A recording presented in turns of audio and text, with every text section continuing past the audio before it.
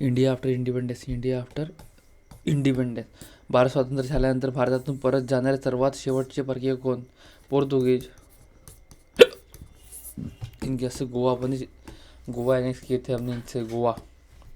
पोर्तुगीज 1961 मध्ये भारत. 1961 भारत सोडणारा शेवटचा युरोपियन शासकीय पोर्तुगीज होता. 19 डिसेंबर 1961 रोजी भारतीय सैन्याने गोवा, दमण, दीव आणि पोर्तुगीजांनी ताब्यात मुक्त केले. भारतात सामील केले. येथील पोर्तुगीजांनी 450 वर्षाची राजवट त्यातून संपवली. 1498 मध्ये वास्को गामा हा पोर्तुगीज खलाशी प्रथम भारतात आला. सर्वात आधी येणारे व शेवट जाणारे पोर्तुगीज होते. भारतातून युरोपीय परत जाणाऱ्याचा क्रम. सबसे फ्रेंच गए, फिर डच गए, इंग्रज गए, फिर पोर्तुगीज गए. फ्रेंच और डच. गोवा राज्य स्वातंत्र्यता केव्हा मिळाली? 19 डिसेंबर 1961. 19/12/1961. 19 डिसेंबर 1961. 19 डिसेंबर 1961. 19 डिसेंबर 1960 रोजी पोर्तुगीजांनी मुक्ती मिळवली म्हणून या दिवशी गोवा मुक्ती संग्राम दिवस म्हणून ऑपरेशन विजयला गेला. 30 मे 1987 साली गोव्याला पूर्ण राज्य दर्जा मिळाला. पोर्तुगीजांनी जोखडातून गोवा मुक्त करण्यासाठी लढा उभारण्यासाठी उद्देशाने कोणती गोवा काँग्रेस समिती स्थापन केली होती? डॉक्टर टी बी कुन्हा.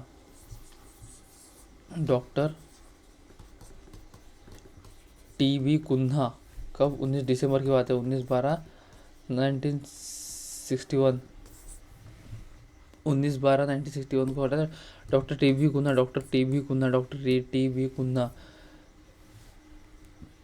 गोमंतकाच्या आधुनिक स्वातंत्र्य संग्रामाचे जनक म्हणून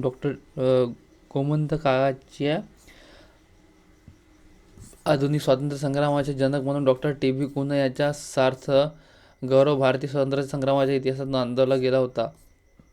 गोवा मुक्तीपूर्व गोवा काँग्रेस समितीचे ते दीर्घकाळ अध्यक्ष होते. भारतातून पोर्तुगीज सत्तेचा शेवट कधी आला? 1961. 19 डिसेंबर 1961. 19 डिसेंबर 1961. सबसे पहले फ्रेंच गया था. फ्रेंच, डच, इंग्रज, पोर्तुगीज. 19 डिसेंबर 1961 रोजी पोर्तुगीजांनी मुक्ती मिळवली म्हणून या दिवशी गोवा मुक्ती संग्राम दिवस साजरा केला जातो. त्यासाठी ऑपरेशन विजय राबवले गेले होते. जागतिक शांतता व आंतरराष्ट्रीय सहकार्य यासाठी भारताने कोणत्या तत्त्वाचा पुरस्कार केला? पंचशील तत्त्वाचा पुरस्कार केला. पंचशील तत्त्वाचा पुरस्कार केला. जागतिक शांतता व आंतरराष्ट्रीय सहकार्य यासाठी भारताने पंचशील तत्त्वाचा पुरस्कार केला. त्यासाठी भारताने 1954 मध्ये पंचशील करारानुसार भारत व चीनने सहकार्य राहायचे ठरवले. परंतु 1962 मध्ये चीनने भारतावर आक्रमण करून पंचशील करार मोडला. 1962 च्या युद्धात भारताचा दारुण पराभव झाला. जून 1984 मध्ये कोणत्या मोहिमेअंतर्गत भारताने लष्कराने पंजाबमधील अमृतसर येथील सुवर्ण मंदिरात अधिकाऱ्यांचा निवड केला? Operation blue star. सुवर्ण मंदिर. 3 जून 1984. पाचशेच्या आसपास मृत्यू झाल्या होत्या. सुवर्ण मंदिरात लपलेल्या अतिरेक्यांना बाहेर काढले. इंदिरा गांधी हत्यानंतर शिखांविरोधात दंगल. इंदिरा गांधीची हत्या 31 ऑक्टोबर 1984.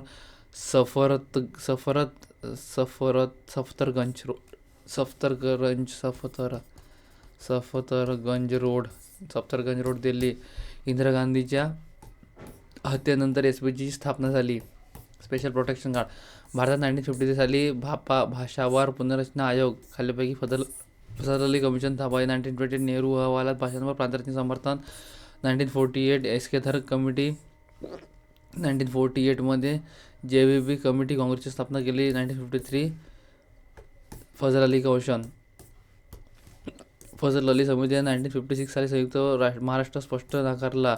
त्यानंतर स्वतंत्र महाराष्ट्रासाठी वेगळा लढा द्यावा लागला. एक भाषा एक राज्य हे तत्त्व अमान्य होते. संस्थानांचे भारतात विलिनीकरण करण्याच्या कार्यवाहीत भारताचे तत्कालीन गृहमंत्री वल्लभभाई पटेल यांच्या मुत्सद्देगिरीचे व कणखर नेतृत्वाचे दर्शन घडले.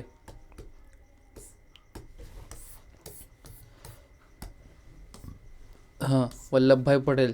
संस्थानांचे भारतात विलिनीकरण तत्कालीन गृहमंत्री वल्लभभाई पटेल यांच्या मुत्सद्देगिरी व कणखर नेतृत्व यामुळे घडते. पटेल भारताचे पहिले उपपंतप्रधान व गृहमंत्री होते. स्वातंत्र्यानंतर 50 दिवसात 552 लहान मोठी संस्थाने त्यांनी भारतात विलीन केली. त्यांनी केलेल्या कार्यामुळे त्यांना लोहपुरुष म्हणतात. स्टॅच्यू ऑफ युनिटी नावाच्या त्यांच्या पुतळा 182 मीटर उंचीचा असून तो जगातील सर्वात उंच आहे. भारतीय लष्कराने गोवा ऑपरेशन विजय 19 डिसेंबर 1961 ऑपरेशन विजय 19 डिसेंबर 1961 1510 गोवा पोर्तुगीजांनी जिंकले. पोर्तुगीजांनी 1510 मध्ये 1951 गोवा युद्धामध्ये पोर्तुगालचा अविभाज्य भाग बनले असे पोर्तुगीजांनी जाहीर केले. 1954 गोवा मुक्तीसाठी चळवळ सुरू. 17 डिसेंबर 1961 गोवा मुक्तीसाठी त्यांची लष्करी कारवाई. पोर्तुगीज सर्वात आधी आले व सर्वात शेवटी गेले. कोणते भाषिक राज्य सर्वप्रथम अस्तित्वात आले?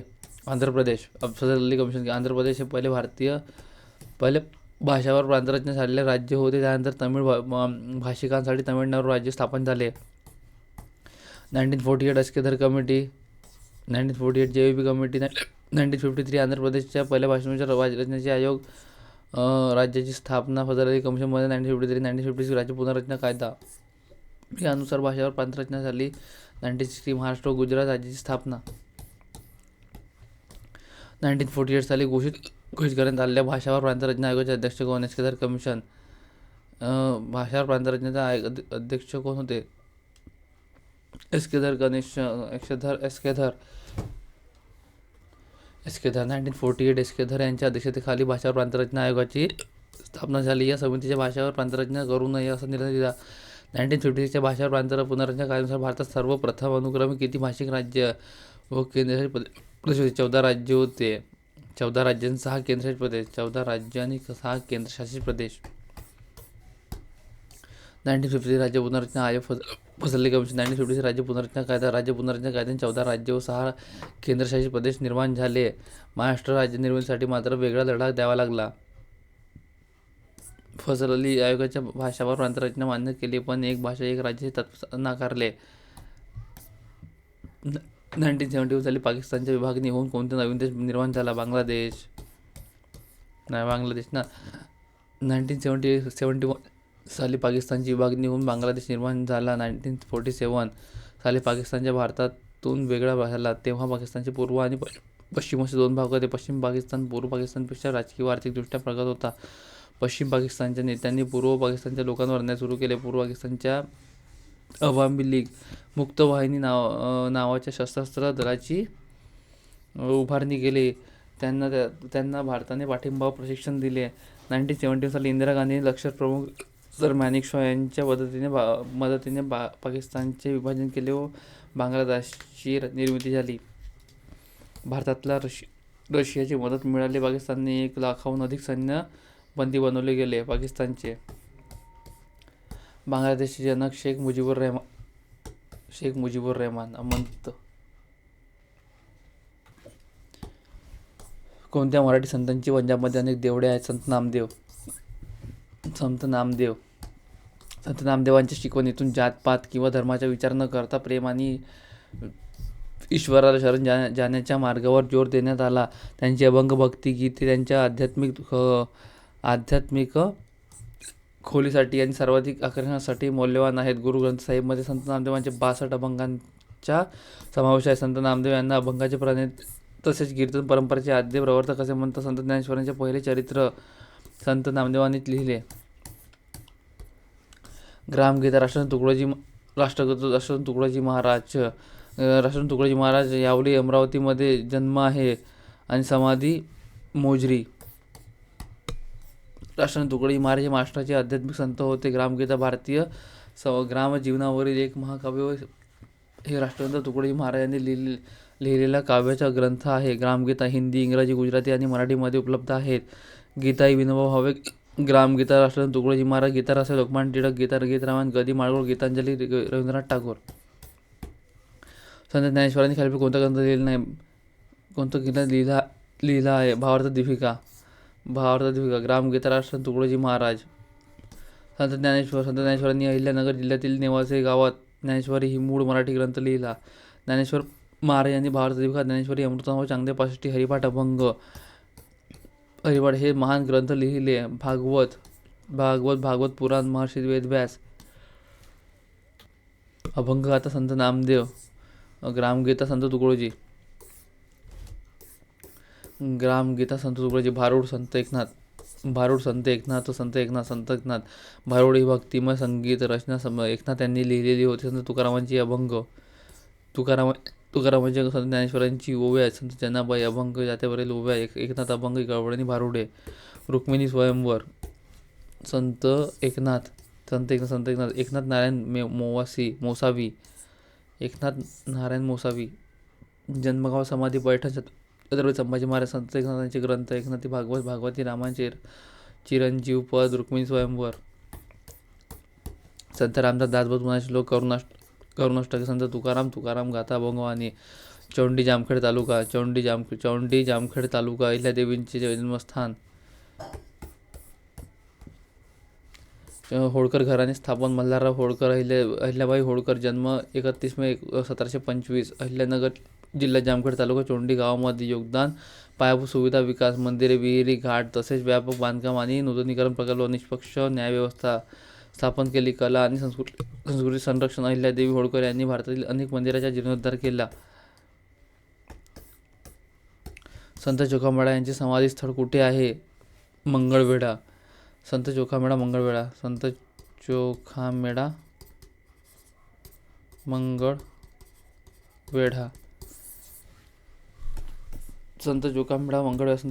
मंगळवेढा. समकालीन ज्ञानेश्वर महाराज यांचे तत्कालीन संत नामदेव त्यांचे गुरु होते. ग्रंथ विवेकद्वीप.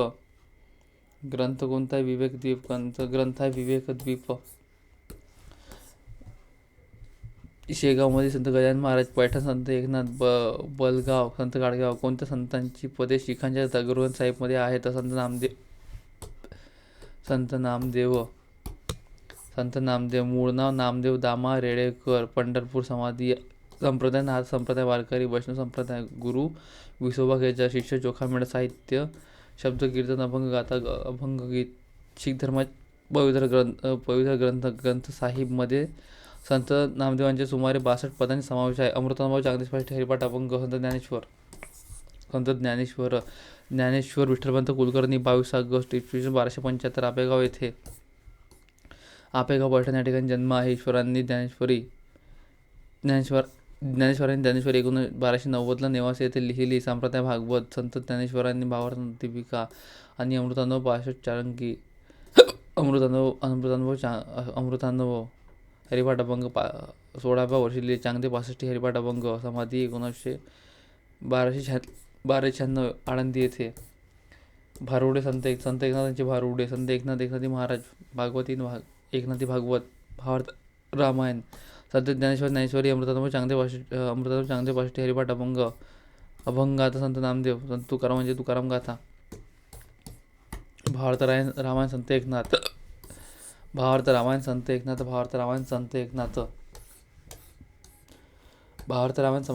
एकनाथी भागवत मुताविल. संत रामदास दासबोध, पुन्हा श्लोक. संत चोखामेळा अभंग व्यक्ती कविता. जनार्दन स्वामी आत्मनात्म विवेकसार. म्हाइंबळ यांचे लीळा चरित्र. मुकुंदराज यांच्या विवेक सिंधू. मुकुंदराज यांच्या विवेक सिंधू. समर्थ रामदास दासबोध मनाचे श्लोक. अभंगाचे रचनाकार. अभंग संत तुकारामांचे अभंग. मराठा तितुका मेळ व्हावा, महाराष्ट्र धर्म वाढ व्हावा हा प्रसिद्ध संदेश कोणत्या संतांनी दिले? संत रामदास.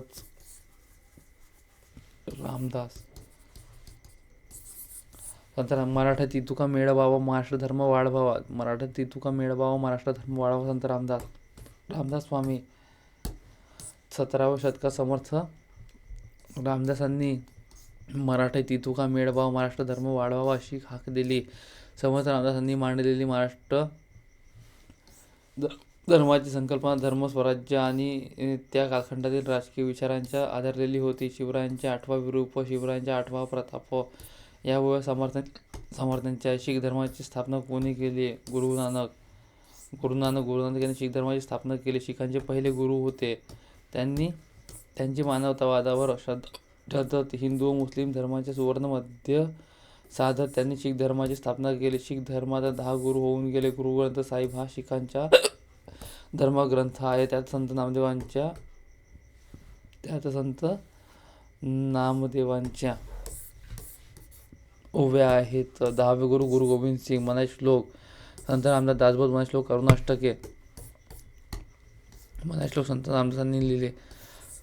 नारायण सुरेजी बंद ठोसर जांब जालना. दासबोध करुणाष्टके. त्यांनी महाराष्ट्रभर गावागावात हनुमान मंदिरे उभारली. समर्थ रामदास स्वामींचे समाधीस्थळ सज्जनगड आहे.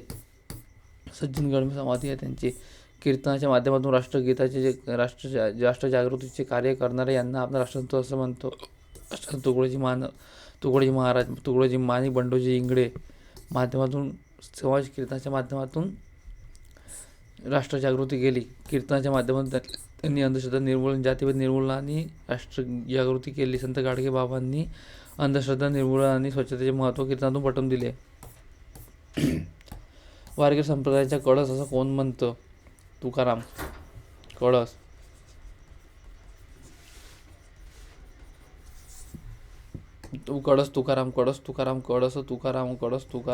तुकाराम. वारकरी संप्रदायाचे कळस असे संत तुकाराम यांना म्हणतात. कळस तुकाराम.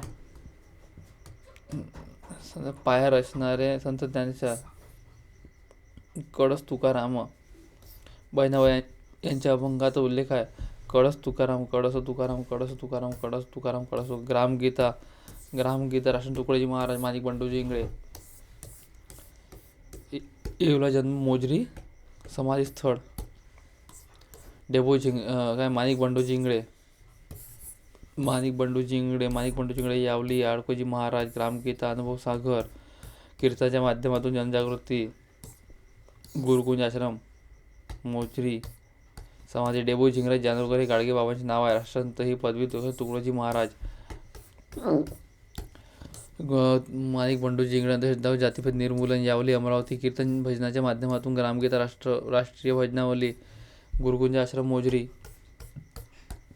संत तुकडोजी महाराज यांचे जन्मगाव संत तुकडोजी यावली यांचे जन्मगाव आहे. मोजरी या ठिकाणी हे आहे समाधी. संत तुकडोजी महाराज यांचे जन्मगाव यावली होते. त्यांचे गुरु आडकोजी त्यांना तुकड्या म्हणत, त्यावरून त्यांना पुढे तुकडोजी नाव पडले. शेंडगाव गाडगे बाबांचे जन्मगाव होते. मोजरी या ठिकाणी तुकडोजी महाराजांची समाधी आहे. राऊंड टेबल कॉन्फरन्स पाहून घेऊ. तिन्ही गोलमेज परिषद. हजार राहण्यार प्रसिद्ध समाजसुधारक डॉक्टर बी. आर. आंबेडकर. सेकंड में सिर्फ फक्त महात्मा गांधी होते. डॉक्टर बाबासाहेब आंबेडकर हे तिन्ही गोलमेज परिषदेत उपस्थित होते. महात्मा गांधी फक्त दुसऱ्या गोलमेज परिषदेत 1931 उपस्थित होते. भारतातील घटनात्मक प्रश्नावर चर्चा करण्यासाठी 1930 ते 32 मध्ये 3 गोलमेज परिषदा लंडन येथे भरवल्या. नोव्हेंबर 1930 मध्ये लंडन येथे पहिल्या गोलमेज परिषदेचे उद्घाटन कोणाच्या हस्ते करण्यात आले? जॉर्ज पंचमने किया था. रॅमसे मॅकडोनाल्ड अध्यक्ष होते. जॉर्ज पंचम. पहिली गोलमेज परिषद 10 नोव्हेंबर 1930 ते 19 जानेवारी 1931. नोव्हेंबर 1930 मध्ये ब्रिटनचे तत्कालीन पंतप्रधान रॅमसे मॅकडोनाल्ड यांच्या अध्यक्षतेखाली पहिली गोलमेज परिषद लंडनमध्ये झाली. जॉर्ज राजे पंचम यांनी परिषद उद्घाटन केले. या सभेत ब्रिटिश भारतातील 89 प्रतिनिधी हजर होते. उद्देश भारतासाठी नव्या राजकीय घटनात्मक सुधारणांचा आराखडा तयार करणे. महात्मा गांधी खालीलपैकी कोणत्या गोलमेज परिषदेत हजर होते? Only second. दुसरी गोलमेज परिषद 7 सप्टेंबर 1931 ते 1 डिसेंबर 1931. गांधी आयर्विन करारानुसार गांधीजी लंडन येथील दुसऱ्या गोलमेज परिषदेत हजर राहिले. गांधी आयर्विन करार 5 मार्च 1931. दुसरी गोलमेज परिषद 1931. फर्स्ट 1930. पहिली गोलमेज परिषद 10 नोव्हेंबर 1930 ते 29 ते 31 मध्ये. दुसरी आली 32 मध्ये. दुसरी जाते निवाडा या नावाने इतिहासात प्रसिद्ध असलेला निवाडा रॅमसे मॅकडोनाल्ड यांनी केव्हा जारी केला? 15 ऑगस्ट को या 16 ऑगस्ट को जाहीर केला. केव्हा जारी केला त्यांनी? 16 ऑगस्ट 1932. 16 ऑगस्ट 1932 को किया. इंग्लंडचे पंतप्रधान रॅम्सी मॅकडोनाल्ड यांनी 16 ऑगस्ट 1932 रोजी भारतीय निवाडा जाहीर केला. दुसऱ्या कॉलनी परिषदेत भारतीय प्रतिनिधींमध्ये एकमत न होऊ शकल्याने रॅम्सी मॅकडोनाल्ड यांनी सांगितल्याप्रमाणे स्वतः एक जातीय निवाडा जाहीर केला. यानुसार भारतीय समाजातील मुस्लिम, शीख, अँग्लो इंडियन, युरोपियन, जमीनदार, कामगार, दलित व मागासवर्ग, भारतीय, ख्रिश्चन, उद्योगपती या सर्वांना अल्पसंख्याकाचा दर्जा देऊन कायदेमंडळात स्वतंत्र मतदारसंघ जाहीर केले. पुणे करारास रॅम्सी मॅकडोनाल्ड पुणे करार कारणीभूत ठरला. जातीय निवाडा 1932 मध्ये प्रसिद्ध झाला. हा निवाडा इंग्लंडचे पंतप्रधान रॅम्सी मॅकडोनाल्ड यांनी जाहीर केला होता. इंग्लंडचे पंतप्रधान रॅम्सी मॅकडोनाल्ड यांनी 16 ऑगस्ट 1932 रोजी जातीय निवाडा जाहीर केला. या निवाड्यामुळे जातीय आधारावर भारतीयांचे फूट पडणार होती.